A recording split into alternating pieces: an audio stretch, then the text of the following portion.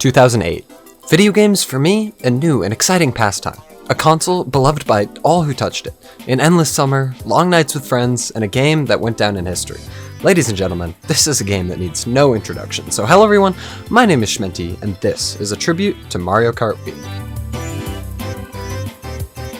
Everyone who has played a video game knows Mario Kart, the Nintendo racing series. If you don't know about the core gameplay, this isn't the video for you. No, this is a video breaking down just why I adore this game. So to understand Mario Kart Wii, we've got to go back a bit.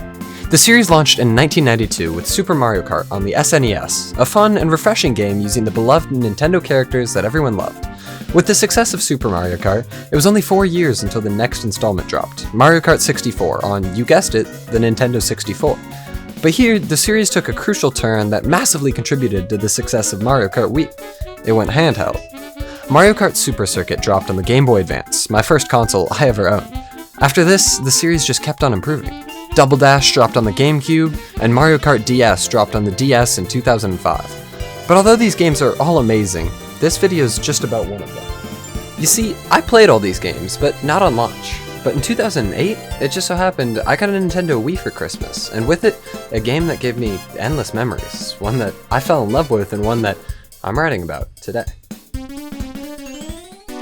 On that one Christmas, things changed. As we rushed setting up the beloved little console, I was at peak happiness. Time stood still. The only thing that mattered was figuring which AV cables plugged in where. I had no school, everything was a joke at that time. And then, the screen turned on. That beautiful home screen. We launched Mario Kart and the rest is history. I was hooked instantly. The charmingly simple graphics, the characters I knew from games I'd played before, and my favorite part, the soundtrack, but I'll touch on that later. You see, Mario Kart Wii was a game like few I'd ever played. The rage I felt falling off Rainbow Road, the joy from placing first, the joy from getting a Grand Prix victory. These were experiences I never thought I could get from a video game.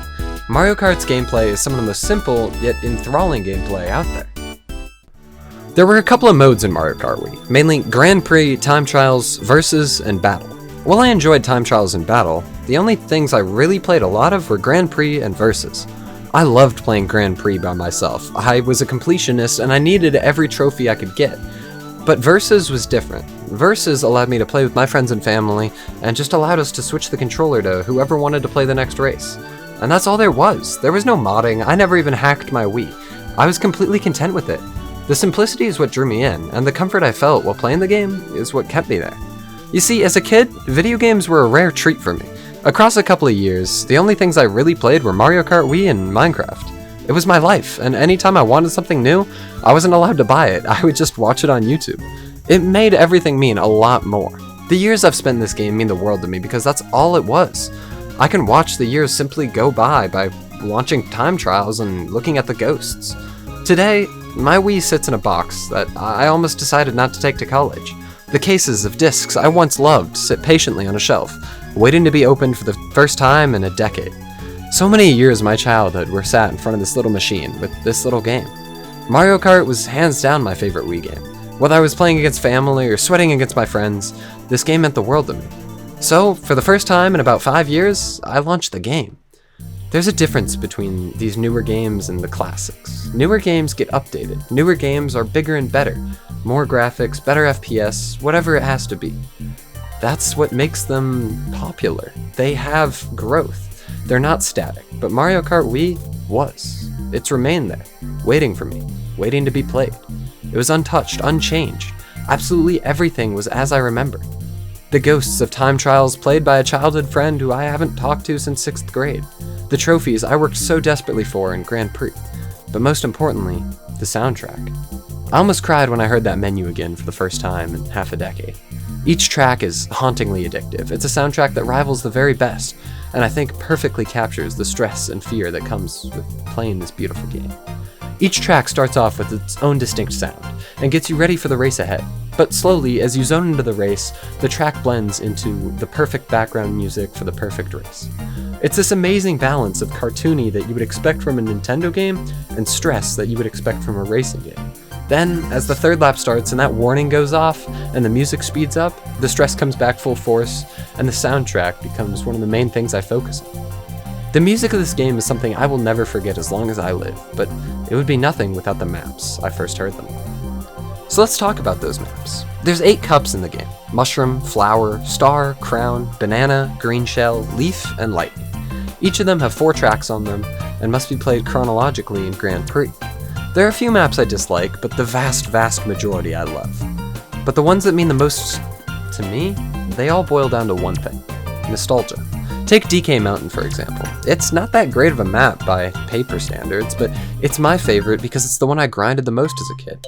I worked as hard as I could for the world record in time trials, and although I never got it, the memories of those days still makes me smile.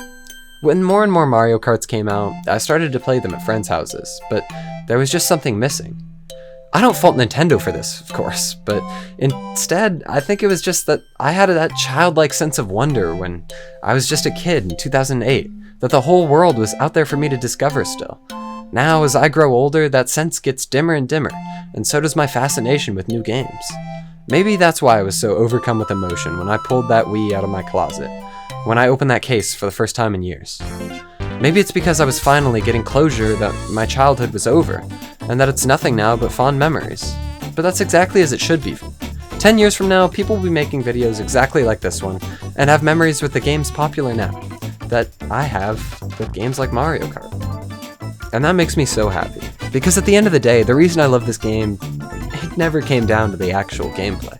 It came down to the people that I fell in love with this game with. Winning would be meaningless without my family and friends around me on that podium.